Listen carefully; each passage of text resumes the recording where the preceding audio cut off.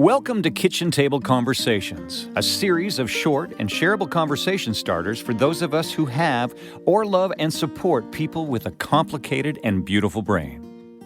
Here's your host, Angela Geddes. Hi, everyone, and welcome to another edition of Kitchen Table Conversations. Thanks so much for tuning in today.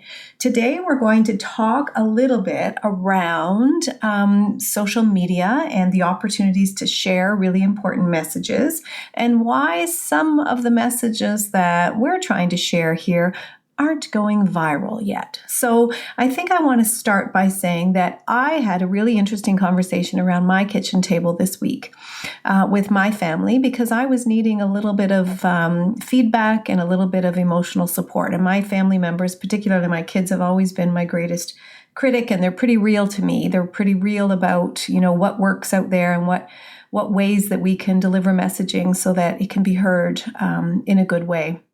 I can remember when my kids were really young, I used to be kind of the school counselor in our little area in West Elgin. And so we would always talk about anti-bullying practices and anger management strategies. And I remember my oldest son saying to me, Mom, that might work in the books, but sometimes people just need to be pushed back. And I'll just never forget that. When he was only about 7 years old, he said, yeah, that might be what they tell you in the books, but that's not the way it works on the schoolyard. And then he went on to give an example of where a little person did turn to walk away and ask for the teacher to help, and he promptly got a rock on the back of the head. So clearly that wasn't the best approach at that time. So again, I am honored to do the work that I do, and I'm pretty passionate about it, as you probably can gather by now. I feel very honored to walk alongside some of the most resilient and tenacious and creative and caring and compassionate and tolerant people that I've ever met, actually.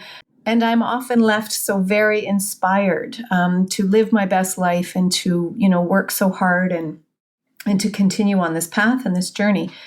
And it's also emotional work. It can be really hard to see people struggle. It can be really hard to see families, really be at a loss at times. And although people with complicated and beautiful brains, as I describe them, can be amazing and so very gifted and talented in many areas, there's also areas of their brain and their body that struggle every single day.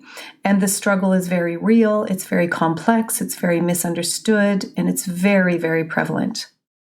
And it can, with the proper supports and information and awareness, it can be prevented. So my question around my kitchen table was, why are some of these messages not going viral? So many of you may know that we have created a public service announcement that went out to radio. My husband happens to be a pretty gifted voiceover person. I'm not sure what his proper title might be in that department, but he's also a musician and a country music artist. So he's got, a music family that allowed us to create this very good public service announcement. And thanks to his producer, Rick Hutt, thanks to his music distributor, Joe Wood, and others and the radio stations who agree to share their airspace, to share this really positive message. We've also created a video that allows us to share it via socials, and it's getting some good traction. I mean, I've heard some really good feedback, and it is being shared.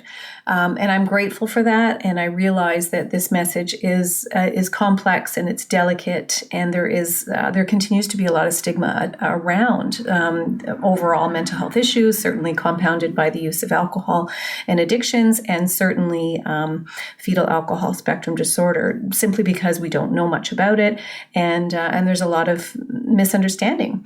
So, but I guess my point is, why are these messages not going viral? Because in my opinion, we all are responsible for supporting healthy pregnancies, and we all have the effects of prenatal exposures in our in our circles. With the prevalence rates as they are, 1 in 25, 1 in 20 would have a formal FASD diagnosis, would meet criteria, which means that there are, pretty significant and serious deficits in at least 3 brain domains. So this is significant. And we know that at 1 in 25, we all know more than 25 people. And that is 1 in every classroom. And again, the prevalence rates of FASD are higher than autism, Tourette syndrome, Down syndrome, and cerebral palsy combined, but yet we don't know that. And this, again, can be prevented. So I'm here to say that I have been in this field for a very long time. I've said it before, I'll say it again. Nobody does this on purpose. However, there is resistance to hearing this very clear message. So in spite of our prevention efforts, I think it's really important for everyone to know that acknowledged drinking during pregnancy has gone up from, when I started this journey, 1 in 13. Now we're saying it's 1 in 7. And we also have to consider that again, I've highlighted that that's acknowledged use of alcohol during pregnancy, but there's a lot of people that don't even consider those early weeks before the pregnancy has been confirmed, and we now know that makes a difference. We also know that dad's health has a role to play in terms of the health of their offspring, which makes complete sense when you think about it. But if there's been alcohol exposure, if they've been drinking, then obviously that impacts what's going to happen to their developing baby as well. So we're learning, right? And it is really important to know that we only know what we know, but we have important messages to share. But yet, when do you ever see a commercial on TV? When do you ever see a public service announcement that talks about the risks associated with alcohol, other than the fabulous job that Mothers Against Drunk Driving have done? So I think, that messaging is amazing, and I think it has made a difference, although the statistics kind of go up and down sometimes, which is still shocking to me to know that anybody would get behind the wheel while under the influence, but it does happen. And I don't mean to add any more stigma to that either, because people do struggle with mental health and addiction issues, and some of the decisions are not easy for people to make while they're, highly dysregulated and ill and really struggling. So I think that there needs to be some compassion there, but also the people that I see in my clinic on a regular basis that are directly impacted by prenatal alcohol exposures and prenatal substance exposures tell me on the daily and on a regular basis that very clear and concise and accurate information needs to be shared. I've had parents suggest to me that they wonder why physicians or other healthcare providers have not been sued for providing wrong information, and that, some of my moms have been told that, yes, you can have a glass of wine every day. And that's just simply not true. And we as healthcare providers or service providers have the responsibility to make sure that the people we support are making informed decisions. And just as recent as September of this year, I had a psychologist that working with a family that dismissed the role of alcohol because in her mind, if that was the case, everybody conceived in the 70s would have FASD. And so, yeah, there's some truth to the fact that alcohol use is more prevalent and has become more prevalent. And we didn't know in the 70s what the risks are.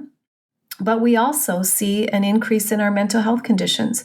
And that's no coincidence to me. So again, going back, why aren't these messages, and what can we, as a very small following of this Kitchen Table Conversation podcast, what can we do about that?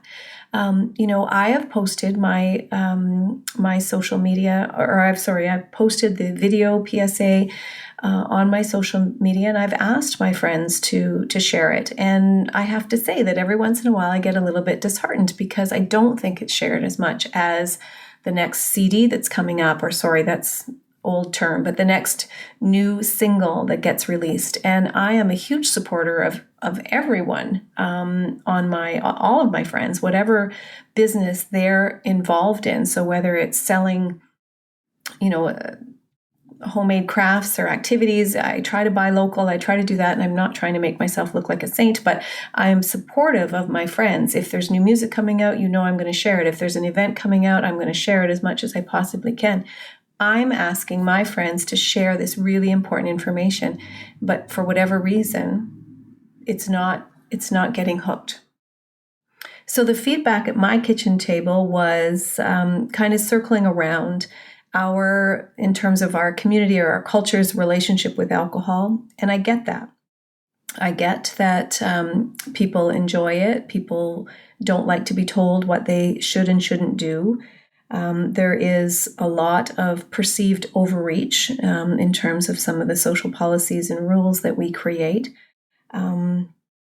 But again, there's, research sort of guides some of these things, and there is the assumption that people can make wise, informed decisions. And that, to me, is where the opportunity is. So I think it is important that we not dismiss the research and that we recognize that, yes, we have an interesting relationship with alcohol. We are now learning more and more that alcohol is, provides no nutritional benefits, and it is responsible for a lot of our health and social welfare costs, considering physical, emotional, financial, all of that. There's a lot of costs and there's a lot of implications. We know that now. But the bottom line is alcohol is not going away anytime soon. Many of us appreciate and would sort of consider themselves to have a healthier relationship with alcohol.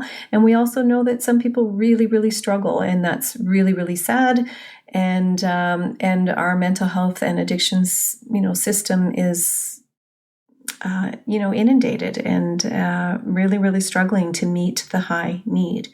So again, the messaging that I'm trying to share here is that we can make a difference, because the effects of prenatal alcohol exposure and prenatal substance use exposure is directly linked to our mental health services, our special education services, our justice services, our hospital and emergency services, our chronic mental health services. And when you think about the prevalence rates and so few who are actually diagnosed, that means that people are within our system, but just not being seen or understood or supported in the best way. So what I'm proposing is not necessarily very costly, and not to develop a whole bunch of new systems, because we have comprehensive mental health and healthcare systems here. But the reason why they're costing so much is because they're not working. And the reason why they're not working is because the general population is 4%. By the time people are really struggling enough to go to a mental health facility or the hospital, needing urgent crisis mental health care, we're not talking about a 4% prevalence rates anymore. We're talking much higher. And again, I've talked about this before in previous podcasts, but Google Dr. Carl Bell and what he found in his Chicago neighborhood and his Chicago mental health clinic. He found that closer to 50% of those entering his services for mental health support actually qualify for what would be a fetal alcohol spectrum disorder. So this is a hidden epidemic, and obviously the supports need to be different when we're talking about mental health, potentially trauma, that has been compounding an existing brain trauma or brain damage.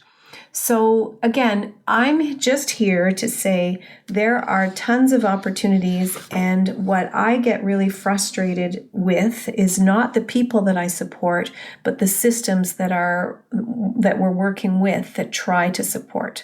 I'm in private practice. I do a fee for service, which means I get paid per session. And I just can't get over the system waste and the resistance to learning new things and to be more inclusive of people with complicated and beautiful brains.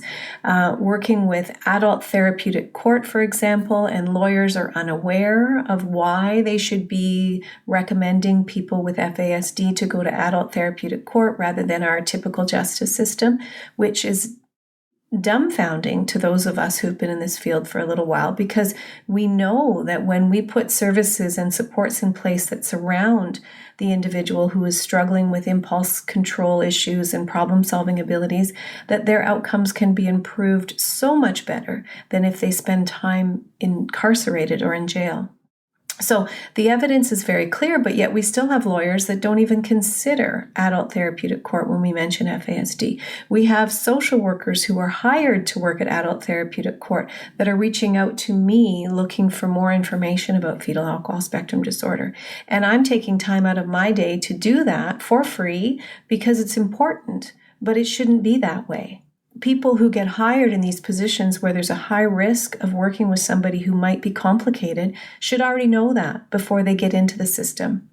But again, there's a lot of reasons why this isn't happening, and not the least of which is that there's a staffing shortage and there are pay discrepancies for our mental health agencies.